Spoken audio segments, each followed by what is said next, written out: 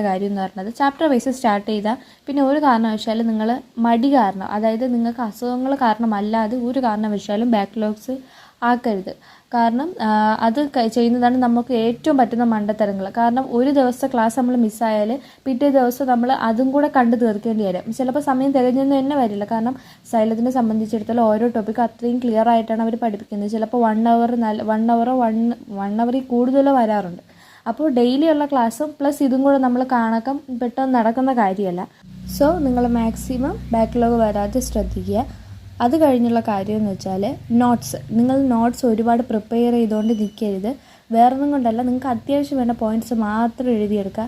ഞാൻ മുമ്പ് എങ്ങനെയായിരുന്നു എന്ന് പറഞ്ഞുതരാം. ക്ലാസ് കാണും, എന്നിട്ട് ഒന്നുകിൽ ആ PDF നോക്കി അതുപോലെ നോട്ട് എഴുതും, ഇല്ലെങ്കിൽ ക്ലാസ്സിൻ്റെ കൂടെ നോട്ട് എഴുതും.